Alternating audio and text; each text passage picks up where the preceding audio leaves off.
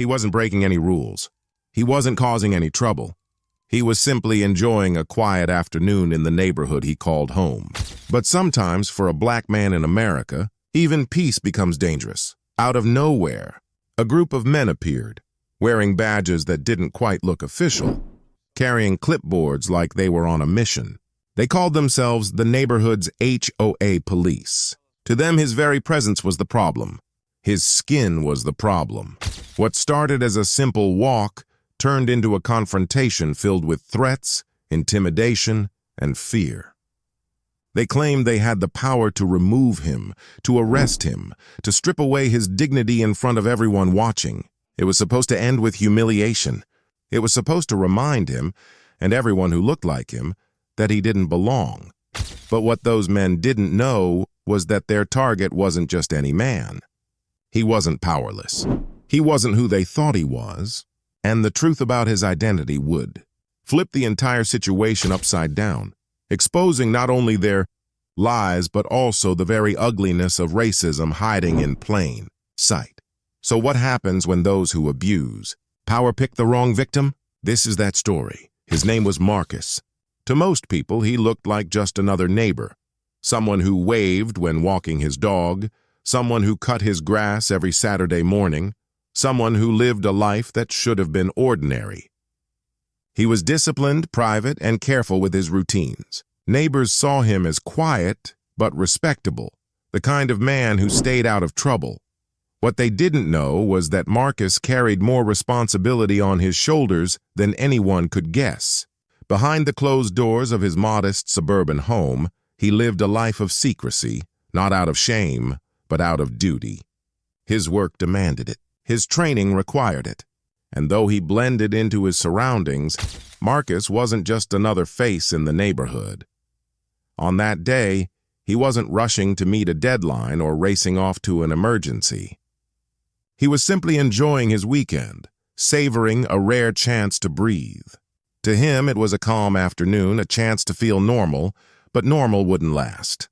Across manicured lawns and tree-lined streets, eyes were already watching him. Whispers were already forming. To them, Marcus wasn't a neighbor. He wasn't a friend. He wasn't even a man to be left alone. To them, he was suspicious, out of place, a problem. And soon, those whispers would grow into something far more dangerous. Marcus stepped out that afternoon with nothing more on his mind than stretching his legs. The air was warm, the sky a quiet blue, and the streets were nearly empty. To him, it was freedom, a small break from the hidden weight of his double life. But freedom in this neighborhood was fragile. At first, it was small things. A car slowing as it passed, the driver's eyes lingering longer than necessary. Curtains were twitching from across the street, as though someone had been waiting for him to appear. He felt it even before he could see it. The shift in the air, the way unease spreads like smoke before a fire. Then came the men.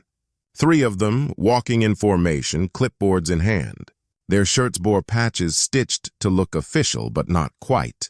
Their tone carried authority, but their faces betrayed something darker, suspicion, hostility, and the kind of energy that had nothing to do with rules and everything to do with control. They didn't greet him. They didn't ask politely.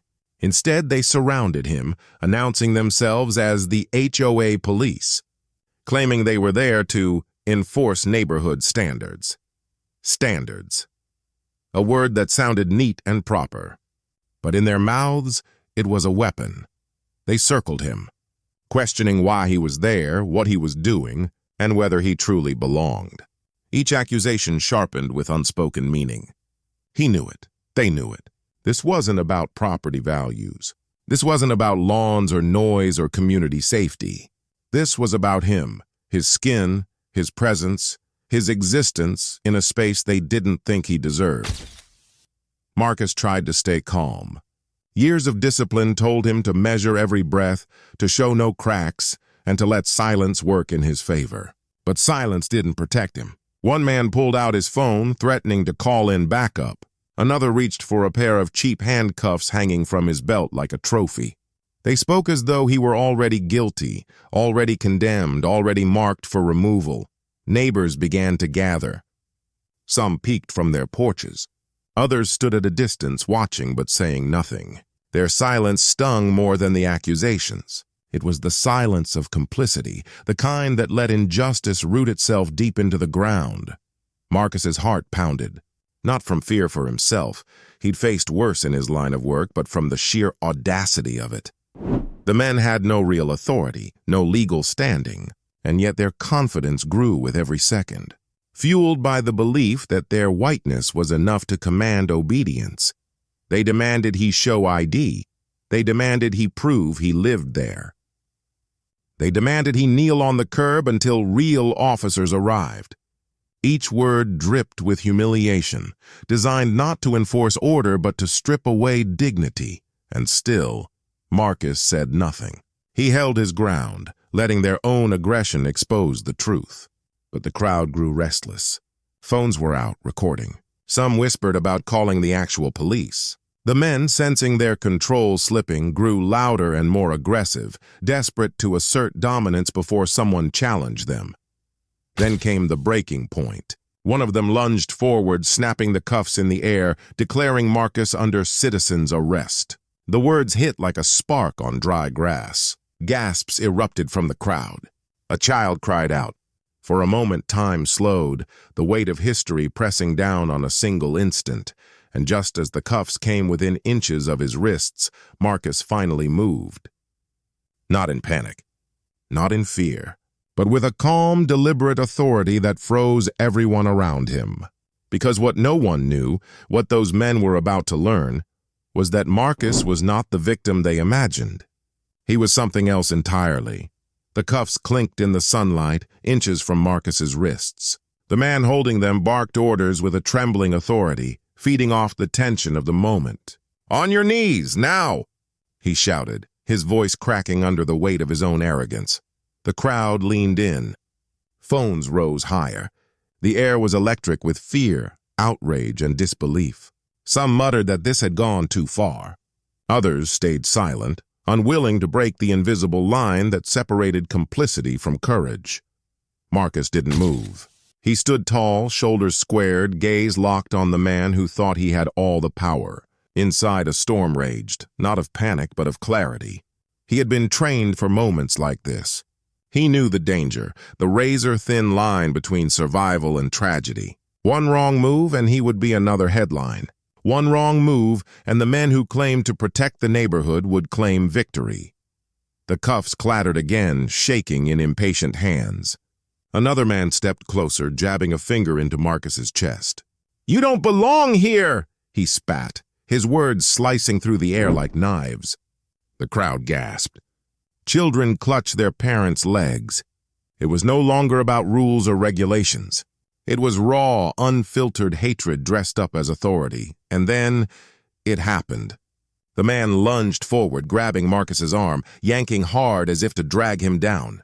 Gasps erupted and phones shook as people tried to capture every second. For an instant, Marcus felt the weight of centuries pressing against his skin. Every injustice, every humiliation, every life stolen too soon. But this time, history would not repeat itself. With a sudden commanding force, Marcus broke free. His voice thundered across the street, sharper than any badge, louder than any false authority. "Enough!" The word cut through the chaos. The men froze, startled by the sudden shift. Marcus reached into his jacket, not with the hesitation of a man fearing for his life, but with the precision of one who carried truth in his pocket. The crowd held its breath, tension snapping like a live wire. In a swift motion, he pulled out a leather case. The gold emblem glinted in the sun. 3 letters that carried the weight of the nation stared back at everyone watching. FBI. The street fell silent. The men's faces drained of color. Their clipboards, their fake badges, their cheap cuffs, suddenly nothing more than toys in the hands of pretenders. "You wanted to arrest me?"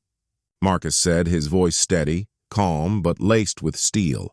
"You've just tried to detain a federal agent." Shock rippled through the crowd. The same neighbors who had stood frozen now whispered in disbelief. The same men who moments ago demanded his obedience now stumbled backward, their confidence evaporating. But Marcus wasn't done. He stepped forward, holding the badge high for all to see.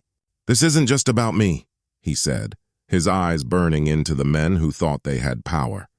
"It's about every single person who's been humiliated, threatened, or silenced because of the color of their skin. Today, you picked the wrong man." The cuff slipped from the man's hand, hitting the pavement with a hollow clang. And in that sound, the clatter of false power collapsing under the weight of truth, the entire neighborhood was forced to confront a reality it could no longer ignore. Marcus had revealed who he was. The question now was simple. What would be done about those who exposed who they truly were?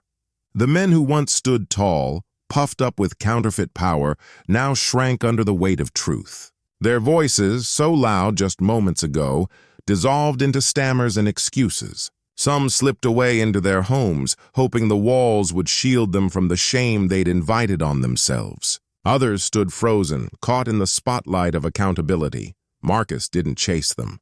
He didn't need to. Their undoing was complete the moment his badge caught the light, the moment their lies collided with reality. But as he stood there, badge in hand, Marcus felt no triumph. What had happened wasn't victory, it was a reminder. A reminder that no matter who you are, no matter how much you've achieved, no matter how high you've climbed, skin color alone can strip away humanity in the eyes of those determined not to see it. He walked back toward his home, the crowd parting in silence. Neighbors who once smiled at him now looked away, their guilt heavy in the air. Not one of them had stepped in. Not one had spoken up until power shifted in his favor. That silence stung deeper than any words the imposters had thrown his way. Because silence, Marcus knew, is where injustice thrives. Later, when the reports were filed and the men were exposed for what they were, frauds desperate to mask their prejudice under the guise of authority, the story spread. Some called it shocking, others called it unbelievable. But to Marcus, and to millions like him, it was neither. It was simply familiar. Too familiar. Because the truth is this. Marcus's badge saved him that day. His title, his position, and his authority forced the world to see his humanity. But what about the countless others who don't carry that kind of shield? What about the men, women, and children whose lives are interrupted, humiliated, or stolen by the same ugly forces, without cameras, without witnesses, without the protection of a title that demands respect? Marcus couldn't stop thinking about them. Every headline, every name, every story was cut short before it had a chance to be told. His survival wasn't just his own, it was borrowed from those who didn't get the chance, and that's the haunting truth behind this story. The men who tried to strip him of dignity weren't strangers to America. They weren't anomalies. They were symptoms of something deeper, something embedded in the soil, something passed down through generations. Their clipboards and fake cuffs may have been props, but the racism behind them was real, raw, and deadly. As Marcus looked back on that day, he realized the real question wasn't how he managed to walk away. The real question was, how many others won't? How many more neighborhoods will stay silent while injustice unfolds in plain view? How many more lives will be tested, threatened, or taken before silence finally shatters? Marcus had the power to stand tall because of who he was. But his story isn't about power. It's about truth. It's about exposing the fragile mask that hatred wears, the lies it hides behind, and the systems it manipulates. And it's about asking all of us, when faced with injustice, will we turn away or will we speak up? Because racism doesn't disappear when the story ends. It lingers, waiting for the next Marcus, the next neighbor, the next victim who won't have a badge to protect them. This isn't just his story. It's our story. A mirror held up to a nation still struggling to face itself. So the question remains, the next time this happens, and it will happen, will we be ready to break the silence?